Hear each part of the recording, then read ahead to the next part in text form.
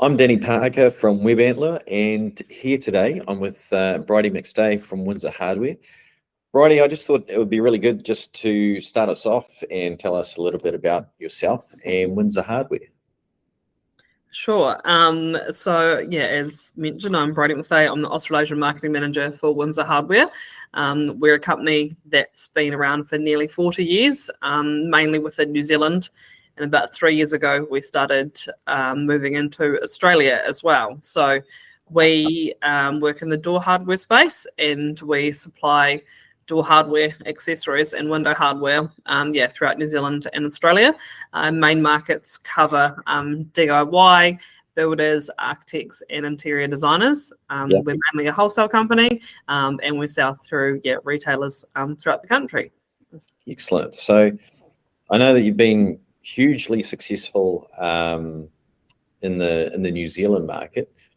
What do you think has been crucial to I suppose when you've gone into the Australian market? So there's probably been a few things that have contributed to that. Now, we're very lucky to be able to work quite closely with NZTE, so we've been able to have some support of some key individuals with that organisation to be able to support us on our venture into Australia, so very thankful to be able to work with them.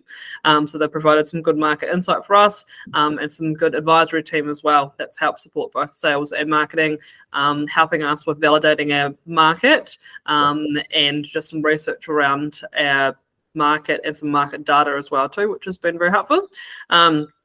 We originally started in Australia during COVID, so that was quite different and was a very different approach to kind of starting a global export journey. So we had to rely a lot on a lot of digital platforms to be able to support us in that way, because of course we couldn't get there, which was really hard. So we one of the signature things about our product is our hand finishing and the fact that our hardware is often solid brass. Now, to know that and to understand it and see the real beauty of it, you kind of have to see it in person.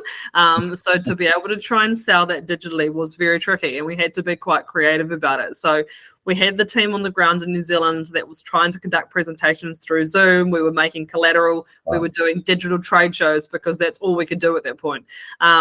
But then once COVID started alleviating and the borders were opening and we were able to kind of get some market presence and just get there, it really changed things. And so we found that face-to-face meetings with everybody was it's a huge difference. It really kind of gives us the best foot in the door when it comes to, no pun intended, when it comes to trying to sell door hardware to architects and designers.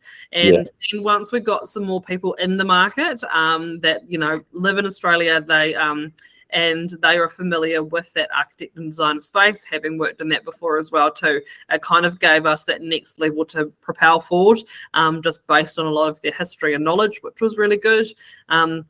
We've exhibited at a few trade shows in person now, so that was nice. So to be able to go to some of those big design shows and be able to show a bit about our product and be able to meet people has just been really good, from that side of things as well. But along the way, we've kind of just had to remain really agile. We have had to refine our processes a lot, particularly a sales approach. And, you know, we always are a company that service is really important to us in our relationship with our customers, no matter who they are, whether it's wholesale related or direct in Australia. And so we put a lot of time and effort into how we identify customers and how we, improve and establish that relationship with them. And that's something that's been really important to us. And has it been a challenge, I suppose, being based in Invercargill, to not only obviously you service New Zealand and have done that for years, but going into the Australian market? Yes and no. So once we had people in Australia, obviously that's helped a lot by having people on the ground that's able to move around a bit more freely. But one thing in New Zealand that we're really well known for is our lead times, and that's actually extended through to Australia as well. So it's one thing that we're really specific about. It's part of the key parts of our brand, and we're still able to achieve really good lead times, no matter whether it's a stock product or a custom product.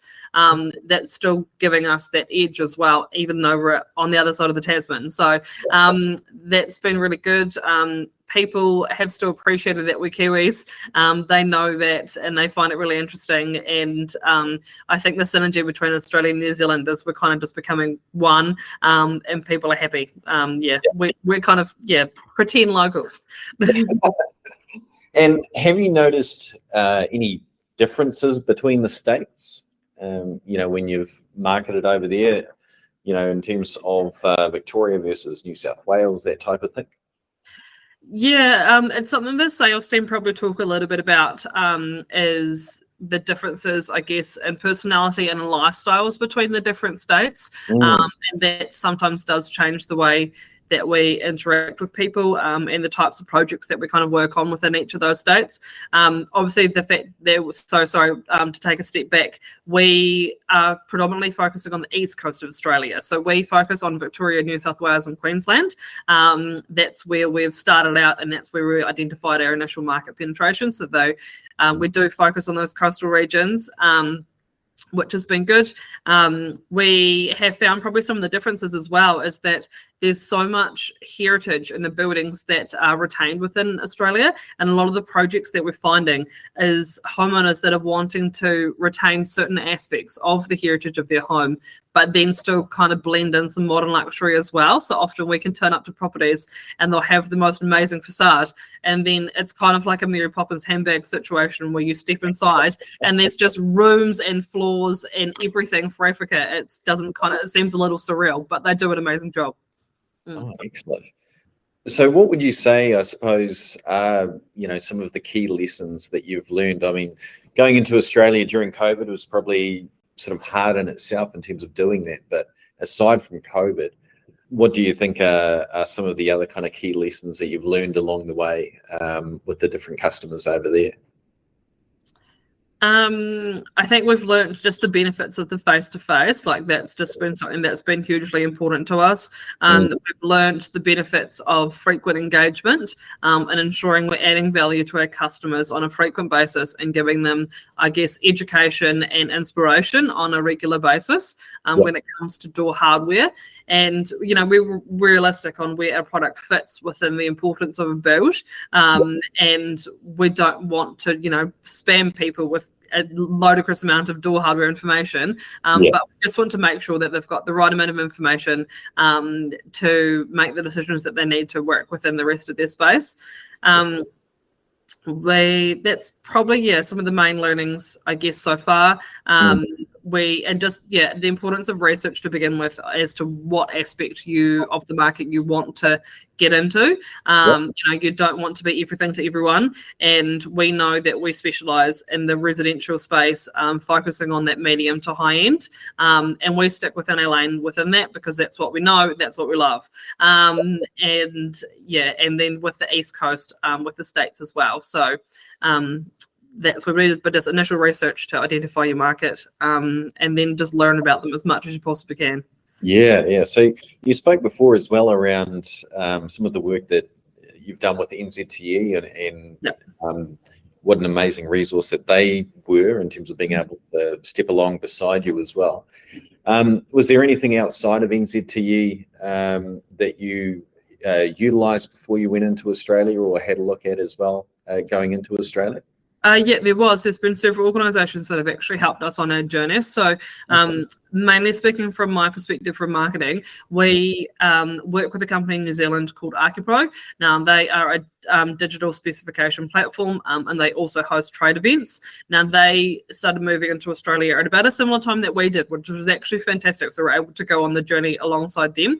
And so they are growing rapidly within Australia, so we've been able to utilise some of the same advertising and trade event, functions that we use in New Zealand, and being able to duplicate that within Australia as well too. So that's been really advantageous to have them with us. The other thing that I utilised quite a lot was a PR and communications agency. So we personally used a company called Bax and You. They were incredible, and as well as much as we know the media landscape within New Zealand, I wasn't familiar with it within Australia, and so we wanted to be able to learn about good publications to work with, trialing different things that work for us, and, you know, just working around budgets and frequencies and digital versus print and all those things. So we went through that with them to just kind of like help them guide us on where to go and how to do it, and kind of like empower us to be able to do it ourselves eventually. But we couldn't have done it without them at the start. And we do manage all of our media in-house now. But at the beginning, they were a saving grace. Oh, excellent. So from your perspective as well, I mean, you've covered a lot of ground in terms of everything that's happened for Windsor Hardware and the experiences so far. But what would be probably your biggest piece of advice for other people that are looking to expand into other markets?